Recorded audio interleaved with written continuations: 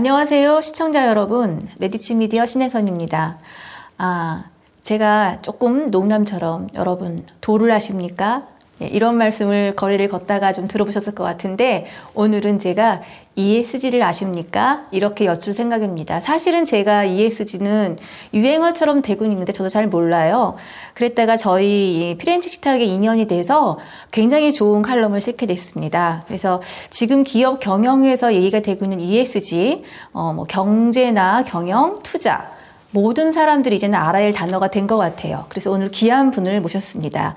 오늘 프렌치 식탁과 메디치 미디어가 함께하는 메디치 경제의 ESG를 풀어주실 분은 그린피스에서 오신 분입니다. 안녕하세요. 안녕하세요. 네, 소개 좀 해주시죠. 그린피스 기후에너지 전문위원으로 일하고 있는 신지윤입니다. 네, 반갑습니다. 우리 시청자 여러분들은 ESG도 요새 많이 들은 얘기지만 그린피스 하면은 더 많이 아실 것 같아요. 그렇죠? 그린피스 잠깐 소개를 해주시죠. 1971년에 설립된 국제 환경 단체이고요. 네. 전 세계에 걸쳐서 이제 오피스들이 있고 네. 서울도 이제 오피스가 있고요. 네. 기후에너지 전문위원으로 일하고 있는데요. 저는 일단 지구온난화, 기후변화 대응 이쪽이 중요한 우리가 이제 일을 해야 되는 어젠다이고요. 그런 측면에서 이제 기업 금융, 기업과 금융 쪽에 좀 전문성을 살려서 일할 사람이 필요했고, 그래서 저도 올해부터 합류해서 일을 하고 있습니다. 그런데 우리 신지윤 의원님 이력을 저희 칼럼 소개하면서 제가 봤는데 독특해요. 그래서 안 여쭤볼 수가 없어요. 그러니까 그린피스는 일단 공익 섹터라고 봐야 되잖아요. 근데 이런 곳으로 옮기셨어요, 올해. 네. 근데 여의도의 핫한 자본의 심장부라고 하는 증권업계에 계셨는데 어떻게 옮기셨습니까? 제가 이제 여의도 증권가, 운용사 포함해서 이제 금융권에서 20년 이상 있었고요. 커리어 대부분은 이제 애널리스트 생활을 했고, 저는 이제 거의 커리어 내내 이제 유틸리티 에너지 분야를 담당을 했어요. 근데 에너지 쪽에 화두가 점차 결국은 어떻게 전환이 될 것이냐, 재생에너지를 어떻게 확산시킬 것이냐, 이런 문제로 이제 가게 됐고요. 그러면서 이제 한 축으로는 ESG라는 부분이 아까 말씀하신 대로 메인스트림으로 등장하는 그런 상황에서 이제 자연스럽게 제가 에너지와 ESG 쪽에 이제 일을 하게 되더라고요. 조금 더 전문성을 살려서 커리어 후반부도 좀 일하고 싶은데 그래도 조금 더 세상에 도움이 될 수 있는 쪽에서 의미 있는 일을 하고 싶어하는 바람이 있었던 거죠. 굉장히 멋진 선택을 하신 것 같아서 존경의 마음을 가지고 제가 진행을 해볼까 합니다. 실질적으로 비루한 사람일 수도 있습니다. 사실은 그린피스 하면 아까 말씀하셨는데 이제 비영리 기관으로 굉장히 좋은 환경에 관련된 일들을 하죠. 근데 오히려 기업을 감시하고 비판하고 무언가를 촉구하고 이제 이럴 것 같은데 사실 ESG라는 용어 자체는 기후 환경이 들어가긴 하나 이거는 비즈니스 동네의 단어라고 저는 생각을 했던 거예요. 근데 이제 이걸 그린피스에서 이렇게까지 캠페인을 하고 열심히 말씀을 하시는 걸 보고 도대체 그린피스가 왜 ESG를 얘기할까? 이런 이제 생각이 들었습니다. 그것부터 조금 설명을 해주시면요. ESG를 알린다는 게 초점은 아닐 것 같고요. ESG를 제대로 실행하는 게 기후위기, 지구온난화의 올바른 대응이라는 생각을 저희는 가지고 있죠. 왜냐하면은 기후변화 대응이라든지 정책 목표를 수립하고 이행하는 데 있어서 기업과 금융의 영향력이 상당히 큽니다. 반대로 ESG 경영, ESG 투자를 얘기하는 데 있어서 사실은 기후위기에 대한 대응이 가장 포괄적인 이슈라고 저희도 보고 있거든요.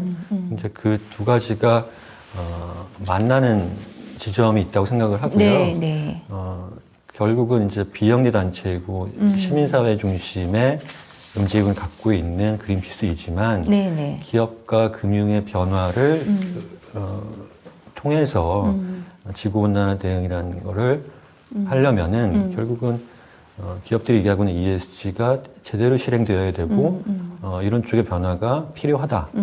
이런 거에 주목하게 됐다라고 네. 봐야 될 것 같습니다. 그리고 ESG 하는데 네. 어쨌든 간략하게 정의는 한번 하고 가야 될 것 같아요. 뭐 ESG 경영, ESG 투자 이렇게 네. 있죠. ESG는 사실은 이제 다양한 뭐 이제 경영 금융 활동과 관련된 쪽에 앞에 이제 이 용어가 붙고 있는데 네. 시작은 이제 기업의 사회적 책임에서 출발했다고 볼 수 있고요. 예. ESG가 이제 그 환경, 사회, 지배구조의 약자입니다. 그래서 이 기후위기에 대한 대응을 제가 아까도 말씀드렸는데 1980년대, 90년대를 넘어가면서 네. 큰 환경 사고를 우리가 겪고 나서 90년대 초반부터는 결국은 국제적인 대응이 필요하다 이런 부분이 생겨났고요.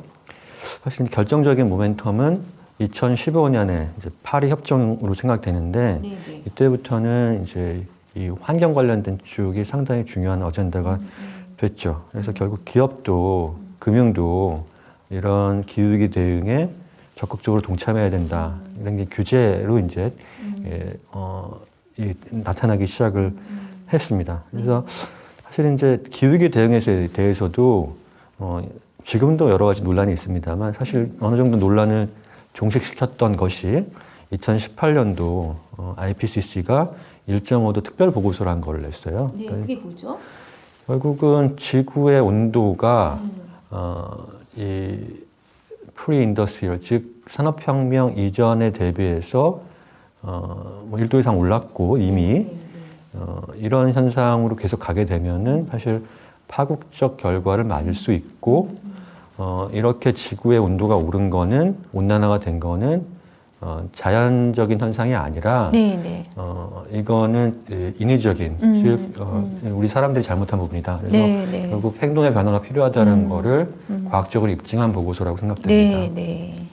금융 쪽에 조금만 더 설명을 네, 드리자면은 블랙록이라는 이제 자산운용사가 네. 전 세계에서 그 운영 규모로 자산 운용 규모로 가장 큰 운용사인데 거기에 이제 레리 핑크라는 CEO가 2020년 정도입니다. 20년 초에 이제 매년 이제 연두교수 같은 레터를 쓰는데 연두교수가 네네. 아니라 결국은 투자자들한테 우리는 지난해 어떻게 했고 앞으로 어떻게 하겠다 이런 방침을 얘기를 하는 거죠. 근데 금융에서도 기후변화 대응을 적극적으로 해야 된다. 이런 이야기를 하면서 사실은 금융에서도 이제 이런 기후변화 대응 ESG가 실질적으로 자리 잡았구나 이렇게 인식되게 되었습니다. 즉 예를 들면은 우리는 펀드 운영에 있어서 이런 기준으로 운용을 할 터인데 지구 온난화와 역행하는 그런 기업 경영을 하는 회사에 대해서는 예. 투자를 안 하거나 앞으로는 이런 회사를 적극적으로 인게이지먼트 네. 관여를 통해 갖고 변화시키는 행동을 하겠다 이런 것들을 선언을 한 것이죠. 지금 이 시점에서 우리가 예. ESG를 얘기할 때는 제가 오히려 그러면 기업은 강제적인 상황까지 이르게 돼버린 거잖아요. 뭐부터 해야 되나요? 이렇게 질문을 좀 바꿔서 드려봅니다. 네네. 좀 전에 이제 2018년 뭐 IPCC 보고서라든지 네. 2020년 그 블랙록 CEO의 발언 이런 부분이 결국은 중요한 이정표가 돼서 ESG가 지금 2023년 가을인데요. 네네. 어느 누구나 이제 알고 있는 단어가 됐지만 한국에서 혹은 글로벌하게 조금 살펴볼 것 같으면은 부족한 점이 적지 않습니다. 즉, 뭐 그린워싱이라는 단어도 들어보셨을 텐데요. 즉 우리는 친환경이다라고 얘기를 하지만 실질적으로는 그렇지 않은 기업들의 모습 이런 것들이 적지 않게 이제 발견이 되고 있죠. 근데 결국 기업들의 변화를 이제 유도시키려고 하면은 저희는 결론은 일단 공시제도부터 바뀌어야 된다고 생각을 하는데 결국은 이제 기업들이 움직이는 데 있어서 투자자들, 주주들이 기업들로 하여금 이런 변화를 해야 된다라는 요구를 해야 됩니다. 네. 그건 직접적으로 말을 할 수도 있고 결국은 주식을 뭐 사고 판다든지 상장회사 같은 경우는 주가로 그거를 표현할 수 있을 텐데 결국은 이제 그런 판단을 하게 할 때 이 회사는 그런 부분이 필요하다. 이 회사는 오히려 또 칭찬해 줄 수 있다라고 하면은 기업들이 자체적으로 홍보하는 게 아닌 결국 객관적인 수치로 평가할 수 있는 그런 소위 매개 그런 수단이 필요한데요. 네. 그것이 이제 ESG 공시라고 볼 수 있고요. 네, 네. 특히 기후 관련 부분에서 개량화된 이런 제도가 필요하다라는 게 사실 초부터 이제 ESG가 처음 나올 때부터 얘기를 했는데 드디어 2023년을 기점으로 해서 이게 이제 시작된다. 큰 변화를 맞았다라고 생각하고 있습니다. 지금 결국 ESG에 대한 어떤 가이드가 공시의 의무화가 됐고 관련된 것을 지키지 않으면 굉장한 비즈니스에 타격을 입는다 이렇게 보면 된다는 거네요. 그렇죠. 이제 뭐 상장 폐지라든지 뭐 형사처벌 뭐 이런 부분들도 이제 현행 공시와 관련된 쪽에서 페널티로 엄연히 존재를 하는데 네. 이렇습니다. 기업의 중요한 경영 활동이라든지 혹은 법적으로 회계 검사를 받은 실적을 법에서 정한 방식으로 기업들은 공표를 하도록 되어 있고요. 예, 예. 그런데 만약에 이제 이 공시가 제대로 작동하지 않는 세상을 한번 가정해 보겠습니다. 네. 그건 뭐 상식적으로 꼭 ESG라든지 기후라는 얘기를 안 하더라도 한번 생각해 볼 수 있는 부분일 텐데요. 일단 뭐 알려야 될 정보를 숨긴다, 기업이. 그런데 투자자들의 판단을 방해하는 거고. 그렇죠. 네. 특히 부정적인 정보일 경우에는 결국에 가서는 그게 드러났을 때 큰 손실로 돌아올 수 있겠죠. 네, 네. 긍정적인 정보를 숨긴다라고 하면은 그 기업 내부에서 내부자들끼리 그 정보를 토대로 거래를 할 수 있는 그런 위험도 있죠. 예, 예. 이 역시 투자자들을 네, 소외시키는 방법일 거고요. 그래서 공시는 이렇게 얘기하죠. 정보의 비대칭성을 해소하라라는 이제 메시지를 가진 거다. 이렇습니다. 이제 회계 기준과 관련해 갖고 좀 얘기를 해야 될 것 같은데요. 네, 네. 이제 이 어떤 자산이 기업이 갖고 있는 특정한 자산이 실질적으로 이제 손실로 이어질 가능성이 높다라고 하면 그걸 손상 처리하고 비용으로 처리하거든요. 네, 네. 그럼 이제 기업의 실적이 악화될 수 있습니다. 네. 근데 지금 문제는 기후 관련된 쪽의 위기 네. 이 부분을 이 기업들이 어떻게 대응하고 있냐에 따라서 이걸 계량적으로 뭐 대체대조표, 뭐 손익계산서 혹은 현금 흐름에 반영을 해야 되는데 그렇죠? 지금까지는 이게 반영이 안 되고 있다는 거죠. 그래서 이게 이제 반영을 해야 되는 세상이 오게 되면은 결국은 이제 기후 변화 관련된 대응이 네, 기업들의 네. 속도가 빨라질 수 있다라는 우리가 생각을 할 수 있고요. 네, 네. 이런 것 같습니다. 일단 이제 회계가 중요한 게 상경 계열 쪽에 이제 대학교에 들어가서 이제 상경 계열에 입학하게 되면은 첫 학기에 보통 이제 회계와 관련된 수업을 들어요. 근데 네. 경영의 언어라고 하고 사실 이제 지금 생각해보면 약간 회계라는 부분이 윤리적인 측면도 꽤 있는 것 같아요. 즉 이제 회계를 위반했을 때 어떤 일들이 벌어지고 회계가 왜 중요하다 이런 것들을 대학교 1학기 때 꽤 강조를 하는데 저도 나중에 이제 깨달은 거죠. 그때는 지겹고 힘들었다고 생각하지만 결국은 이런 경영의 언어를 이해해야 되는데 그 경영의 언어에 기후 관련된 데이터들이 들어가게 된다면은 우리가 좀 더 기후 관련된 부분에서 중요하게 세상을 볼 수 있고 기업을 볼 수 있고 그런 변화가 생기지 않을까라고 생각합니다. 요즘 대학 회계 커리큘럼에는 ESG가 그럼 포함될 것 같은데요?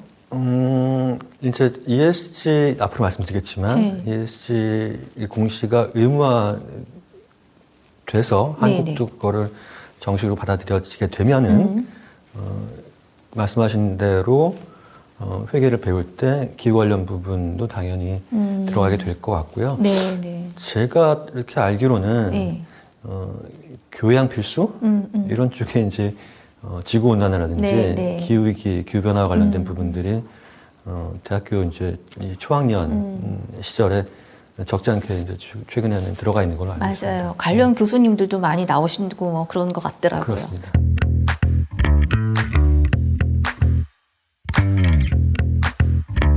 사실은 오늘 시니어님을 이렇게 모시게 된 그 계기는 이제 며칠 전에 피렌체시탁의 칼럼을 이제 저희 3편에 걸쳐 연재를 했는데 아주 꽤 많이 읽혔어요. 그러니까 그만큼 지금 피렌탁 독자들이 이 부분에 대해서 굉장히 관심이 많은 걸로 좀 해석이 돼서 우리 위원님을 좀 모셨는데 그 내용을 좀 보면 지금 무언가 최근에 아주 큰 결정이 난 것 같아요. 국제사회에서.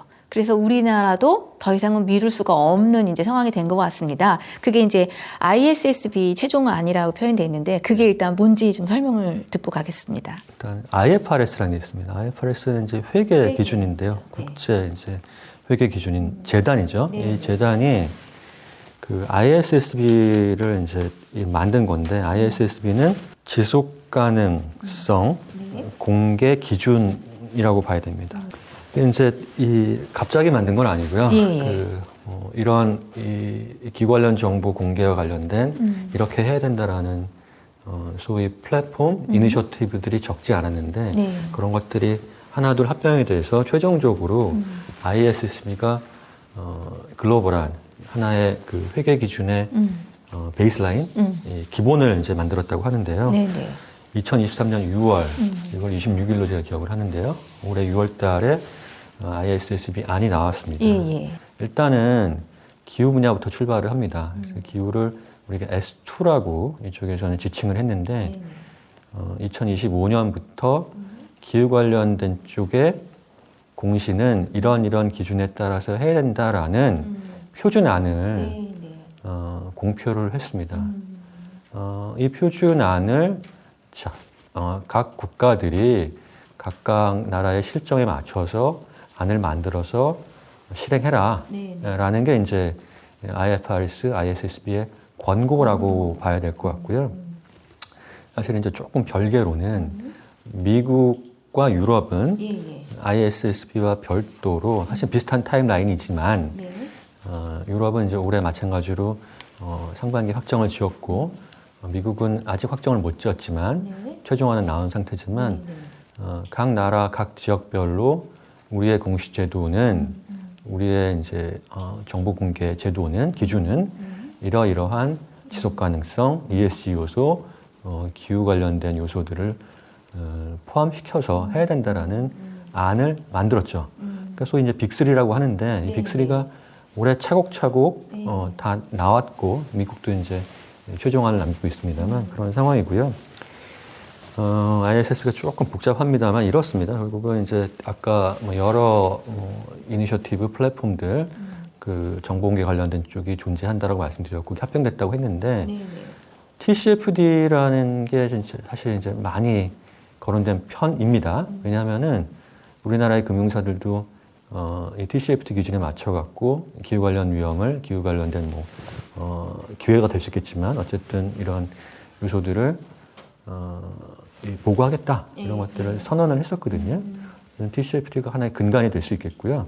또 하나는 이제 회계 기준이란 거는 산업별로 중요한 항목들이 존재합니다. 그래서 산업별로 어떤 항목들이 회계 기준에 들어가야 되냐라는 거는 SASB라는 이니셔티브에서 예전에 만들었는데 이제 결국은 이제 그 분도 ISSB에 들어와 있습니다. 그래서 아까 말씀드린 대로 이 ISSB 최종안이 나오고 나서 ISSB에서 이 학원을 하나의 글로벌 기준이 됐고 베이스라인이 됐고 이때까지 나왔던 여러 가지 공식 기준과 소위 말해서 상호 운영성을 맞춰왔고 앞으로도 실질적으로 시행이 되는 시기까지 계속 그런 상호 운영성을 맞춰갈 것이다 라고 이제 강조를 했습니다. 알겠습니다. 이게 굉장히 복잡해 보이는데 도표 한번 봐주시고요. 자, 그럼 이제부터 중요한 거잖아요. 이제부터 그래서 하지 않아도 됐었는데 이젠 진짜 해야 되고 어떻게 하세요라는 그 기준안이 이제 만들어지는 셈입니다. 그래서 우리는 이제 무엇을 해야 하나요? 그게 제일 이제 중요해질 것 같습니다. 일단은 우리가 온난화, 지구온난화를 이제 막자라는 취지니까 당연히 온실가스를 그 기업은 얼만큼 배출하고 있느냐가 나와야겠죠. 뭐 상식적이라고 볼 수 있는데 사실 이제 온실가스 배출량을 발표하는 기준도 조금 복잡합니다. 그래서 단순하게 우리 회사가 어떤 제품을 만드는 과정에서 우리 공장에서 만들어낸 배출량을 뭐 스코프 1이라고 그러고 우리 회사 이 제품을 만드는 데서 전력을 쓸 거 아니겠습니까? 뭐 에너지도 쓰겠지만 전력을 썼을 때 그럼 이 전력이 어떻게 만들어졌냐 그 과정에서 발생하는 탄소 배출량도 있겠죠.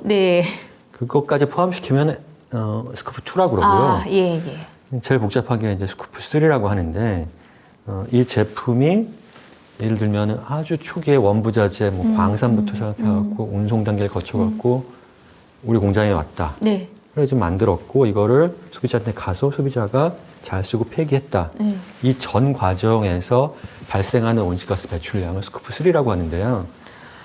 그게 예. 계산이 돼요?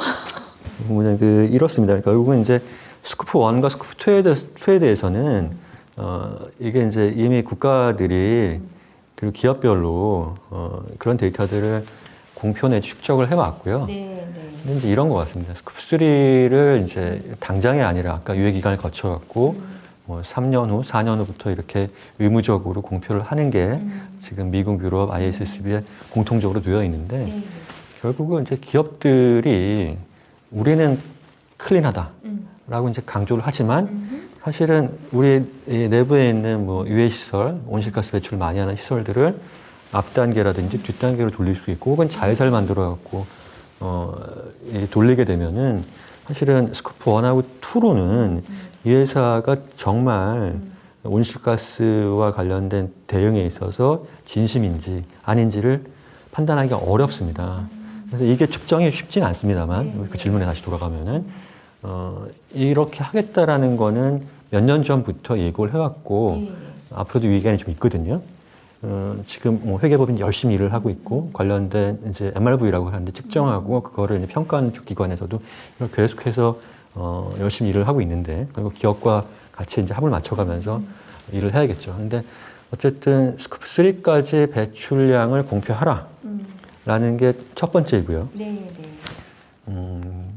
더 중요한 거는 무엇을 해야 되느냐에서 이제 더 중요한 거는 이런 것 같습니다. 그 기업이 단순하게 배출량 발표하는 거에 그치지 말고, 자, 그 너희가 지금 처해 있는 기후위기와 관련된 위기와 중복어네요. 리든던스인데 기후변화와 관련된 위기와 기회를 재무적으로 표현해서 너희 재무제표에 집어넣어라.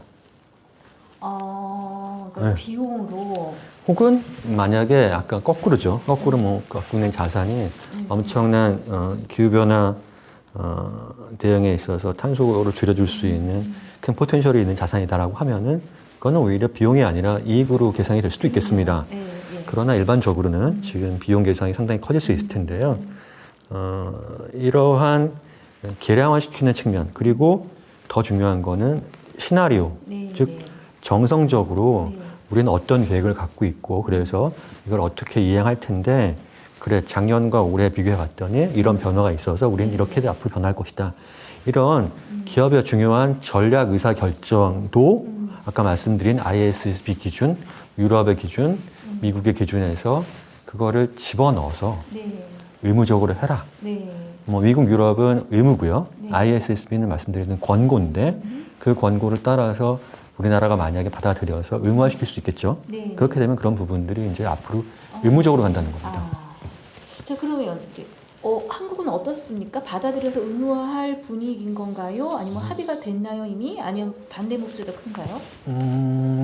일단은 먼저 말씀드리면 반대 목소리가 크고 지금은 원래 예정했던 확정 발표 시점을 맞출 수 있을까에 대해서 의구심이 들고 있는데 원래 얼마로 생각돼 있습니까? 이렇습니다. 2023년 말까지 올해 말이요. 올해 말까지 한국의 가이드라인을 확정을 해서 공표를 하겠다라는 거고 사실은 지났네요. 9월 말, 3분기 말까지는 예. 로드맵이라고 우리가 예. 어떤 일정으로 가겠다라는 거를 정부가 발표하겠다고 했는데요. 이번 정부인가요? 아니면 이번 정부죠. 이번 정부인가요? 그렇게 얘기하는 게 사실은 올해 5월달, 6월달에 공적인 자리에서 이제 금융위원회 부위원장님이 나와서 말씀을 하셨습니다만, 네.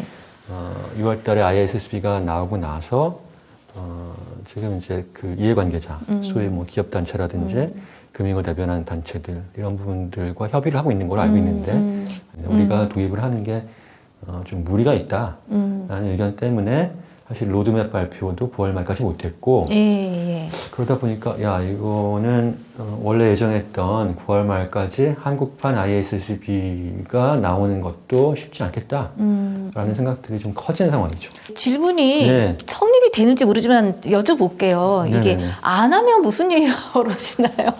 네, 일단 그게 제일 궁금하실 테니까 네, 네. 공시제도니까요. 예. 공시제도는 금융과 투자의 영역에 있다고 보는 게 일단은 맞겠죠. 네, 네. 그러면은 이 공시에 따라서 이 기업이 어떤 상태라는 걸 판단하고 투자자들은 투자 의사 결정을 내릴 텐데 이 투자가 네, 네. 제가 이제 무시하는 게 아니고 예. 국내 주식하는 개미 투자자만 있는 게 아니고요. 이 투자자에는 해외 투자자도 있고, 그게 큰 손이죠. 그렇죠. 네. 그 이제 연금 투자자도 예, 있고, 예, 예. 주식뿐만 아니라 채권도 있고 다양한 대체 자산들이 포함이 됩니다. 기업에 대한 투자 의사 결정을 할 때.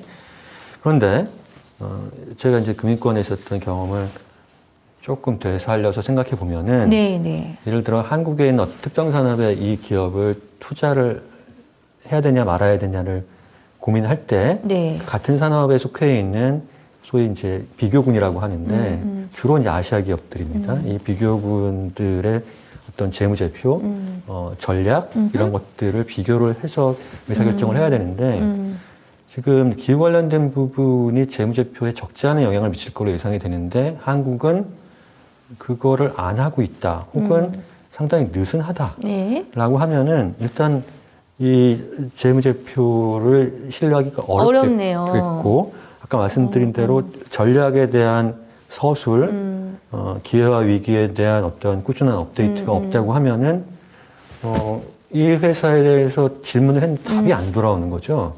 그러면은 저는 이 회사에 대해 투자를 적게 하거나 아예 배제를 할 것 같아요. 그렇죠, 그렇죠. 그냥 이제 주가 빠지는 게 대수냐라고 생각하면 안 될 것 같고요. 그럼요. 이거는 하나의 코리아 디스카운트로 갈 수 있다. 21세기 새로운 형태의 코리안 디스카운트의 항목이 될 수 있는. 저는 그렇게 생각을 합니다. 위원님, 네. 삼성전자가 이거 안 하면 네. 안 할 수가 없겠는데요? 삼성전자 같은 경우 특수한 케이스입니다. 특수한 케이스인가요? 네, 좋은 질문 해주셨는데요.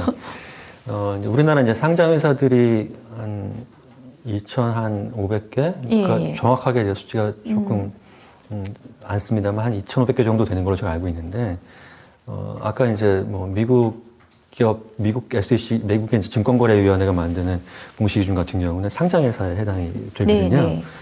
근데 이제 우리나라 지금 ISSB 안을 갖고 와서 한국판 이 정보공개 기준을 만드는 것도 지금은 일단 상장회사를 대상으로 하려고 해요. 네. 근데 이제 이 우리나라에 2,500개 정도가 넘는 상장회사들이 조금 전 말씀드린 것처럼 기준안이 늦게 나오거나 네, 네. 느슨하게 나왔을 경우에 소위 말해서 디스카운트가 될 투자자들로부터 외면받을 수 있는 리스크에 처해 있는 게 사실인데 네. 삼성전자 왜 특수하다고 말씀드렸냐면은 일부 대기업들은 네. 미국 시장에 상장이 되어 있고요. 그렇죠. 그렇죠. 뭐 ADR이라고 주식 인탕증서라는 형태로 상장이 되어 있는데 삼성전자라든지 포스코라든지 한전, 그다음에 이제 많은 금융지주, 그다음에 이제 쿠팡 같은 건 직상장을 했으니까 예. 이 회사들은 미국 룰에 따라갖고 공시를 해야 됩니다. 당연히 한국이 어쨌든 간에 한국이 뭘 하든 간에 네, 해야 됩니다. 그러니까 사실은 이제 한국 기준이 중요하지 않다는 게 아니라 얘들은 일단 한국 기준이 어떻게 되고 있건 간에 미국 기준에 맞춰갖고 빨리 나름의 준비를 해야 되는 상황이고 준비를 하고 있습니다. 네. 근데 그 기업들은 ADR 상장된 게 제가 알기로는 한 10여 개 정도고요. 2,500개 정도 된 우리나라의 기업들은 그렇지 않다라는 거죠. 그럼 빨리 정부가 어떤 가이드라인을 만들어줘야 되는데 그렇지 않다라는 거는 좀 문제가 크다고 생각합니다. 그러네요.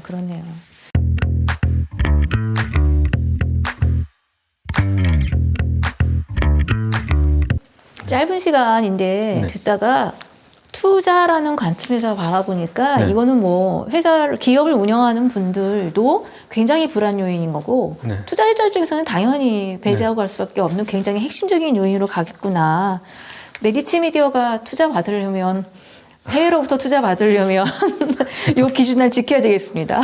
모든 기업들, 경제 주체들이 영향을 피할 수는 없다고 봅니다. 사실은 그럼에도 불구하고 하는 것 자체가 비용이 들어가잖아요. 네. 그러다 보니 좀 늦추고 싶거나 내지는 굳이 내가 해야 될까 이런 생각하면서 네. 뒷걸음질을 치고 싶어하는 기업가들도 많을 것 같아요. 예, 예. 예, 현실적인 문제로. 네. 근데 이분들도 어쨌든 동참하게끔 만드는 게 회사의 장기적 비전만이 아니라 지구를 살리는 차원에서는 모두가 힘을 합세해야 되니 정부도 좀 뭔가 이렇게 오도로 유인을 하고 하는 뭐 긍정적인 요인책 이런 것도 가능합니까? 사실 예, 맞습니다. 뭐 질문하신 중에 답이 어느 정도 이제 있는데요. 예. 기업들이 쉽지 않죠. 쉽지 않죠. 뭐 물론 이런 변화가 사전에 예고되었고 기후변화 대응이라는 게 중요하다라는 것들을 뭐 기업들도 인지하고 있고 예. 많은 기업들이 우리나라 기업들 같은 경우에 탄소 중립 선언도 했고요. 지금 글로벌 이니셔티브라고 하는 RE100, 네, 네. RE100에도 34개 기업이 가입되어 있기 때문에 기후변화 대응 관련된 노력을 하고 있는 건 사실이라고 보여져요. 네. 그래서 아무것도 안 하고 있다라는 건 아니고 다만 이제 이런 부분이 좀 아쉽다라는 거죠. 이제 정부가 봤을 때 기업들은 사실은 이제 이윤을 중심적으로 뭐 장기적인 관점으로 운영을 하기도 하지만 단기적인 이익을 무시할 수 없기 때문에 이런 이제 많은 비용이 들어서 준비하는 것도 꺼려지고 사실 그거 도입했을 때 회계적으로 부정적 영향이 클 수 있다라는 것 때문에 두렵기도 하고 해서 본능적으로 이런 것들을 밀쳐낼 수밖에 없거든요. 근데 정부는 이제 그럼에도 불구하고 조금 더 큰 그림을 가지고 막중한 책임을 갖고 접근을 해야 되고 특히 글로벌 정합성 이건 제가 얘기한 게 아니고 예. 정부에서도 글로벌 정합성을 맞춰갖고 이런 공시제도를 가져가겠다. 단 이제 국내 어떤 산업 경쟁력을 훼손하지 않는 방안도 강구하겠다고 했는데 이게 두 개를 맞춰가는 게 쉽진 않겠죠. 근데 조금 더 지금 봤을 때는 글로벌 정합성에 맞춘 어떤 액션이 필요할 것 같고요. 긍정적인 방향으로 어떤 것들을 유인할 수 있겠냐. 뭐 이제 당분간 채찍일 텐데 네. 결국은 너무 이상적인 얘기를 한다라고 비판하실 수도 있겠지만 이런 말씀을 드리고 싶어요. 예를 들어서 우리가 탄소 배출권 제도라는 부분이 있는데 예. 탄소를 줄이는 데 있어서 가장 대표적인 국가 정책이 탄소에 세금을 매기거나 탄소 배출권 제도를 통해서 탄소를 배출을 많이 하는 기업들로부터 돈을 맞아. 걷어내고 네. 탄소를 줄이는 기업에 대해서는 그거를 오히려 보상을 하는 방식 이걸 운영을 하거든요. 사실은 그런 과정에서 이제 보상이라는 부분이 갈 수 있는데 한국은 지금 탄소 배출권 제도가 너무 느슨하다 보니까 이게 작동을 잘 안 하고 있어요. 이런 부분을 조금 고친다고 하면은 긍정적인 어떤 유인책 이런 것들도 조금 더 부각될 수 있지 않나라고 생각합니다. 저 좀 듣다가요, 우리 이제 개인 투자가들도 해외 주식 거래도 많이 하고 뭐 국내 주식 거래도 할 때 앞으로는 사실은 이런 부분도 중요한 투자의 요인으로도 볼 수 있을 것 같아요. 네. 말로 예를 들면 A라는 기업이 내일 모레 해외에서 뭔가 유치한다라고 막 이렇게 솔직히 과장된 홍보도 많이 할 수 있는데 실제 봤더니 그 기준을 안 지키고 있는 기업이다. 그러면 이게 성사될 확률을 낮게 보는 약간의 이런 판단 기준도 될 수 있을 것 같습니다. 예, 뭐 너무 중요한 말씀 해주셨는데요. 네. 이제 이 부분을 얘기하기 시작하면 상당히 길어질 수 있습니다만 사실 지금도 이제 기업들의 소위 ESG 점수가 어떻다라는 부분이 네. 해외 기업뿐만 아니라 국내 기업들 상당수 일반 투자자들이 체크를 할 수 있습니다. 근데 이제 물론 문제는 이 ESG 점수라는 부분을 이제 얼마큼 신뢰할 수 있느냐. ESG 점수가 높은 회사에 투자했을 때 좋은 수익을 거둘 수 있느냐라는 거는 사실은 조금 퀘스천 마크가 붙어 있다는 거죠. 근데 앞으로는 조금 이런 ESG 점수라는 부분보다 좀 공통된 글로벌하게 기준으로 특히 계량적으로 이런 부분들을 회계 기준으로 이것들을 평가하게 되면은 조금 더 객관적으로 갈 수 있을 것 같고요. 네. 하나 더 말씀을 드리자면은 이렇습니다. 지금 어떤 회사가 뭐 큰 투자 유치를 했다. 그래서 앞으로 큰 수익이 발생할 수 있는 이런 사업을 시작한다라는 게 뉴스에 대대적으로 나왔습니다만, 네. 그런데 이 프로젝트가 과연 얼마큼의 탄소를 배출을 하느냐에 대해서는 사실은 기업 내부 정보이고 네. 그게 공표가 안 되고 있는 거거든요. 사실 여기서 이제 그 논쟁적인 지점인데 기업들은 이런 부분에 대해서 얘기하고 싶지 않거나 혹은 우리는 다른 방식으로 3년 후, 5년 후, 10년 후에는 줄여나갈 수 있을 거야. 그 다른 네, 방식이라는 네. 게 소위 탄소를 포집한다거나 뭐 수소를 활용한다거나 이런 다른 이제 탄소 배출 관련된 저감책 혹은 이제 대체적인 자원을 써서 갈 수 있다라고 얘기를 하는데 과연 그럴 수 있을까? 이런 것도 사실은 지금 상당히 복잡하거든요. 그래서 조금 더 이제 이런 부분들이 공개가 되면은 기준들이 만들어질 것 네, 같아요. 아까 네. 말씀드린 회계 기준 외에 이런 것들 어떻게 반영을 해야 되느냐. 이런 것들 과정에서 그린워싱이라는 부분도 사라지고 조금 투자자들도 정확한 판단을 할 수 있고 더 중요한 거는 그래서 국가의 탄소 중립 계획 이행도 수월해질 수 있을 것이고 네, 네. 글로벌한 지구 온난화 대응도 조금 더 진행을 할 수 있지 않을까 생각합니다. 자, 이게 말이에요. 되게 어려울 것 같아서 제가 굉장히 재미있는 복습 기회를 좀 준비해 봤습니다. 이 신의원님이 먼저 칼럼을 주시는 바람에 제가 사전 공부를 좀 했다고 해야 되는데 원고 중에 정말 재미있는 사례가 있어서 제가 잠깐만 읽을게요. PwC 자료를 인용하셨습니다. 신의원님이. 애플의 아이폰 14 256기가의 탄소 발자국은 71kg인데 이 가운데 업스트림 단계 배출량만 무려 56kg으로 알려져 있다. 이거 제가 IT 취재 엄청 오래 한 사람인데 아이폰의 탄소 발자국이라는 단어와 그램 수 좀 처음 듣습니다.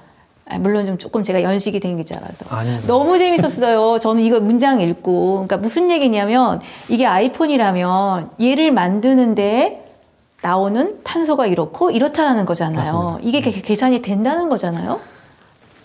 예, 아이폰이 나오는 데 있어서 전 과정에서 즉 이 원부자재를 확보하고 아까 말씀드린 대로 운송 과정, 그다음에 이게 만들어진 다음에 소비하는 과정 전 과정에서 70kg 이상의 탄소가 배출되는데 네. 사실은 요 지금 공장에서 조립하는 과정이 아니라 애플은 공장의 조립도 사실은 자기네들이 한다기보다는 다 외주를 주고 있죠. 근데 이 앞단계, 진짜 앞단계인 부품들을 생산하는 과정에서 56kg 네. 이런 탄소가 나온다는 거고요. 이 측정을 정확하게 하기 위해서 사실 많은 지금 테스트를 하고 있는 거고, 그다음에 각 기업별로 그거를 아까 말씀드린 스코프 3라는 게 자기네들은 이제 각 기업별로 탄소 배출량을 공개하고 과정에서 그것도 마찬가지로 회계 감사 받듯이 정확성을 인증을 받아야 되니까 어슈어런스라고 하는데요. 네, 네. 그런 과정에서 정확도가 높아갈 거라고 생각합니다. 근데 저는 애플이라면 이 부분은 상당히 정확할 것 같고요. 갤럭시도 하고 있겠지요? 있겠지만 아마 내부 정보일 거고 네. 저는 아직은 접하지 못했습니다. 아, 이 IT 취재 기자들 바빠요. 이제 새 신형폰 나오면 이 폰의 탄소 발자국이 얼마인지 경쟁하는 기사가 나올 수도 있을 것 같아요. 그럼 또 소비에서 가치 소비를 추구하는 소비자들은 내가 사는 제품이 이만큼 탄소를 배출했대, 안 사. 이런 세상도 오는 건가요? 지금 사실은 그러한 가치 소비의 형태로 네. 기후 관련된 쪽에 생각을 해서 소비 부분이 적지 않게 해외에서 자리 잡은 걸로 생각을 하고 알고 있고요. 네, 네. 사실 제가 이제 조금 더 검증을 해봐야겠지만 9월달 9월 중순인가요? 그 애플이 신제품 발표를 했어요. 예. 큰 행사죠. 예. 그래서 이제 아이폰을 이번에 신형과 애플워치를 공개했는데 네. 애플워치 중에 한 종류가 아마 그 탄소 관련돼서 최초로 탄소 중립형으로 만든 애플워치라고 광고를 했거든요. 그 얘기는 탄소 중립형이라는 거는 영? 그 부분을 이제 네. 조금 더 제가 체크해봐야겠지만 네. 불현듯 머릿속을 스쳐갖고 어쨌든 애플도 이 부분에 대해서 아리백 이런 부분에서도 사실은 꽤 압박을 주고 있는 큰 기업체잖아요. 네, 그래서 네. 이제 리더십을 갖고 해야 된다는 측면에서 네. 생각을 하고 있고 추정이 좀 들어간 얘기지만 추측이 들어간 얘기지만 결국은 이런 스쿠프 1, 2, 3와 관련된 쪽에서 특히 아리백 이런 부분들도 조금 더 공급망에 대한 책임 이런 부분을 네, 강조하는 네. 거거든요. 그런 부분을 점차 가고 있는 건 사실인 것 같아요.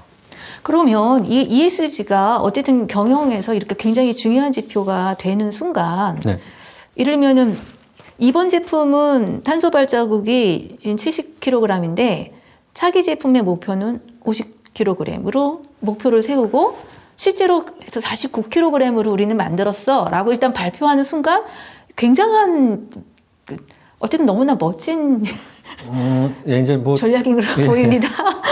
목자들은 비판을 할 수 있겠고 그것도 네. 부족하다고. 아, 예, 예. 저희 조직이 비판을 할 수도 있겠지만 그건 농담입니다. 근데 사실 그렇죠. 그러니까 지금 말씀하신 부분이 생각나는 게 기업들이 2050년에 탄소 중립을 하겠다. 예. 한국도 2050년 탄소 중립을 하겠다고 공식적으로 선언을 했는데 그럼 2040년에, 30년에, 25년에, 24년에는 뭘 해야 되는지에 대한 이행 계획들이 국가에 나와 있습니다. 근데 이제 사실 기업들이 그런 부분에 대해서 발표를 안 하고 있고요. 소위 말해서 이제 경로가 있지 않습니까? 예, 예. 이 경로를 따라서 가고 있느냐. 이런 거 부분에 대한 이행 관련된 부분에서 얘기할 것이 많아질 것이고. 네. 하나 더 말씀드려야 될 부분은 조금 얘기가 이제 조금 커질 수 있지만 네. 사실은 우리가 지구의 온도를 2도, 최대한 1.5도 안쪽으로 산업혁명 이전 시대에 대비해서 올라가는 폭을 제한하기 위해서는 탄소를 배출할 수 있는 소위 말해서 버젯, 예산이라는 게 있습니다. 얼마 안 남았거든요. 아, 그러니까 이 탄소 예산 때문에 사실은 지금 2050년에 탄소 중립을 얘기하는 것도 사실은 너무 느려. 더 좀 야심차게 빨리 가야 된다라고 주장을 저희 기관은 하고 있고 많은 사람들이 그런 기관을 하고 있거든요. 사실은 이제 거기까지 가는 거는 사실 지금 걷기 시작한 사람한테 네, 뛰어가는 거를 요청한다라고 항변할 수도 있겠지만 사실은 그렇습니다. 탄소 예산은 얼마 안 남았고 그런 장기 계획을 조금 더 앞당겨야 되고 장기 네. 계획의 어떤 중기 단계에 대한 이행 계획도 밝히고 그런 것들이 어떻게 되고 있냐라는 것들을 이야기하는 과정이 상당히 필요하다. 그런 과정을 만들어야 되는 데 있어서 ESG 교공시가 소위 뭐 게임 체인저 역할을 할 수 있지 않나라고 저는 생각을 합니다. 네. 이해를 위해서 하나만 더 네. 여쭤볼게요. 그러니까 공시 기준에 의무화는 된 건데, 네. 그러면은 이 제품에서 실제 탄소 배출량이 최소한 이 정도는 제한돼야 한다는 어떤 기준이나 내지는 언제까지 이 목표를 여기까지 내릴 거야라는 그런 로드맵이라고 해야 되나? 이런 것들도 나와 있는 거예요? 이거는 권고안으로는 아닐 것 같고. 아니요, 그렇지 않습니다. 예, 예. 기준, ISSB 기준 안에는 그런 건 예, 없고요. 이만큼 줄여야 된다. 국가가, 뭐, 글로벌하게 국가가, 뭐, 어떤 산업이 줄여야 된다라는 거는 네. 뭐 다양한 연구기관, 그리고 아까 말씀드린 이제, 가장 어떻게 보면 공신력이 있는 글로벌 연구기관인 IPCC 쪽에서 네, 얘기를 네. 하죠. 그래서 탄소 버젯, 탄소 예산도 얘기를 하고요. 그래서 그거는 이런 상황이니 서둘러야 된다라고 우리가 얘기를 하지만 이거를 강제적으로 너희는 언제까지 이걸 줄여야 된다라는 건 없고요. 네.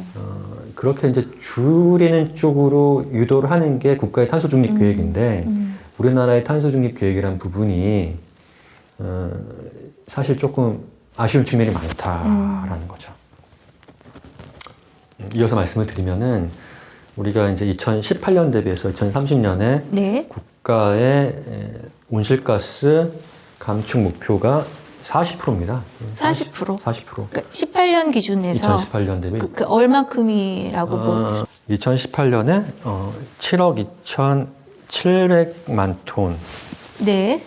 톤이었는데 톤이었는데 이거를 이제 4억 3,700만 톤으로 근 한 3억 톤 가까이 줄이겠다. 40%. 이제 그 내용을 좀 살펴봤을 때 좀 아쉬운 면이 있는데 세부 부분에 관련된 것들을 정부가 이제 종종 업데이트하게 되는데 그 세부 내용들을 40%라는 감축 목표는 유지하면서 세부 부분에 이제 숫자들을 조정을 했는데 눈에 띄는 부분은 그렇습니다. 이제 부문별로 봤을 때 감축량이 많은 쪽이 이 전기를 만드는 쪽 관련된 전환 부분 또 예. 하나는 우리가 이제 많이 얘기를 오늘 해왔던 산업인데 특히 산업 쪽에서 보면은 원래 2018년 대비 2030년 즉 12년 동안 14.5%를 줄이겠다는 계획이 세워져 있었는데 네. 이번에는 11.4%를 오히려 줄였어요. 왜요? 아니, 그걸 내가 왜요다가 왜요라고 부르면 안 되지. 저쪽에다 왜요라고 물어봐야지. 그 이유는 네. 제가 그 정확한 워딩은 기억이 안 납니다만 제가 기억하는 바로는 결국은 이제 산업체들이 그렇게 빠르게 공정전환을 통해 갖고 왜냐하면 산업체들이 여기는 철강이나 유화회사들이 많이 포함이 되어 있는데 네. 공정전환을 통해 갖고 배출량을 줄이기가 쉽지 않더라. 기존 계획을 지금 2, 3년 동안 이행하는 걸 보니 근데 이제 아까 이제 혹자들은 그 사이에 우리나라에서 오히려 대규모 온실가스를 배출할 수 있는 시설들이 새로 들어오다 보니까 계산이 달라졌다. 이런 얘기들을 하고 계신 거죠. 그러니까 결국은 지난 2, 3년 사이에 오히려 특히 뭐 유럽이 전부는 아닙니다만 유럽 중심으로 미국도 이런 온실가스 관련된 쪽에 목표, 타겟을 오히려 더 야심차게 올리고 기업도 따라 올리고 이런 흐름이 있는데 우리나라는 오히려 반대로 가고 있네요. 반대로 왔다는 부분이 사실은 꽤나 아쉬운 거죠. 그린피스가 목소리를 높일 때가 됐습니다. 그린피스뿐만 아니라 적지 않은 환경 단체들이 관련해서 문제가 있다라고 저희가 법적으로 어떤 이제 악유를 한 상황이고요. 비판만 하는 조직이 아니라 이제 솔루션, 해결책을 제시를 해야 되니까 더 연구하고 좀 더 열심히 해야 될 부분이라고 생각합니다. 자, 뭐 이제 마무리 시간 되는데요. 네. 자연스럽게 그러면 정부에게 촉구하실 말씀이 지금 연장선에서 있으실 것 같아요. 네. 이런 흐름에 이게 뭐 우리가 뭐 국제사회 흐름을 쫓아가지 말자 이런 문제가 아닌 거잖아요. 지구의 온도는 우리의 생명과 직결되는 건데 우리가 살아남아서 얼마나 더 살 수 있냐는 문제인데 그럴 때 우리 정부와 기업이 당장은 힘들지만 그래도 더 세게 기준을 세워놓고 가야 한다는 측면에서 하실 말씀이 있으실 것 같아요. 저희가 뭐 무조건 세게 가자라고 답부터 정해놓고 말씀드리는 건 아니고요. 결국은 글로벌 정부가 한 용어대로 글로벌 종합성을 맞추지 못했을 경우에 발생할 수 있는 불상사에 대해서 과연 적확하게 정부가 판단을 하고 있냐. 정부는 판단을 내적으로 할 수도 있겠지만 기업들이 오판을 하고 기업들이 늦춰달라고 얘기할 때 조금 더 단호해야 되는 면이 있는데 사실은 이제 뭐 이런 거죠. 결국은 미래 세대의 부담으로 이런 부분들이 결국 갈 거란 말입니다. 언젠가 피할 수는 없어요. 결국 우리도 글로벌 기준을 맞춰야 되고 그러면 기업들의 부담이 언젠가는 지금은 좀 가벼워 보이지만 어느 순간 갑자기 커질 수 있는 거거든요. 그러니까 너무 부정편향으로 말씀드린 걸 수 있겠지만 사실은 그런 우려가 됩니다. 그래서 정부가 조금 더 이런 측면에서는 단호하게 그 다음에 글로벌 흐름을 오판하지 말아야 된다는 생각이 들고 기업들은 이제 ESG를 홍보 수단이 아니다라는 부분을 좀 인식하셨으면 좋겠어요. 지속 가능 경영 보고서라는 부분을 많이 강조를 하시거든요. 적지 않은 돈을 들여서 우리가 지속 가능 경영을 이렇게 하고 있다는 것들을 공개를 하시는데 그거는 의무가 아니고 자발적인 기준에 따라 갖고 정부 하는 겁니다. 물론 아무적인 기준이 없는 건 아니에요. 물론 뭐 GRI라든지 TCF들은 이런 기준에 따라 했다라고 얘기는 하지만 실은 기업이 보여주고 싶지 않은 부분들을 숨기고 덜 보여주고 기업이 보여주고 싶은 부분들을 크게 이런 부분 할 수 있는 자의적인 요소가 상당히 있거든요. 사실 근데 이런 지속가능 경영 보고서를 통한 ESG 홍보가 ESG 경영이 아니거든요. 근데 이렇게 좀 이렇게 흘러가지 않나라는 상당히 걱정이 있습니다. 그래서 이게 그래서 어떻게 보면은 이런 이 회계적으로 기준이 형성된다는 게 그런 어떤 잘못된 흐름을 막을 수 있는 중요한 이정표라고 생각하고 이런 부분을 빨리 좀 적극적으로 수용할 필요가 있다 생각합니다. 그냥 좀 영리하게만 생각을 계산을 해도 저희는 잘하면서 사회생활하면서 코리아 디스카운트에 대한 굉장히 불만의 목소리를 많이 얘기를 했는데 이걸 정말 돈과 투자의 관점으로 본다라면 아주 냉정하게 보더라도 사실은 손해로 갈 확률이 굉장히 높은 거예요. ESG를 등한시했을 경우에. 그렇습니다. 그러니까 계산기를 두들겨도 사실은 남지 않는 장산이 조금 적극적으로 움직일 때가 됐다.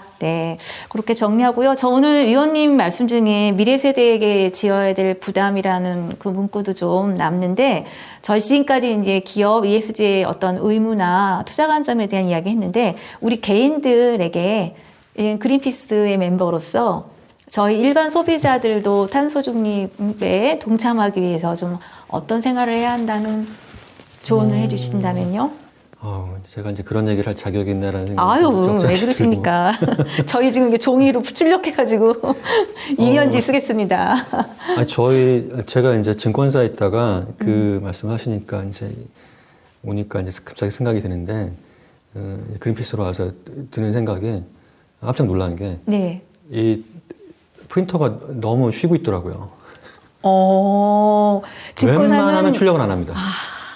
여의도는 많죠. 웬만하면 출력을 하고 특히 보고자료 이런 부분들이 뭐 하나 잘못됐다 그러면은 50페이지, 60페이지 처리했던 것들을 다시 다 폐기하고 다시 처리하고 다시 프린트아웃 합니다.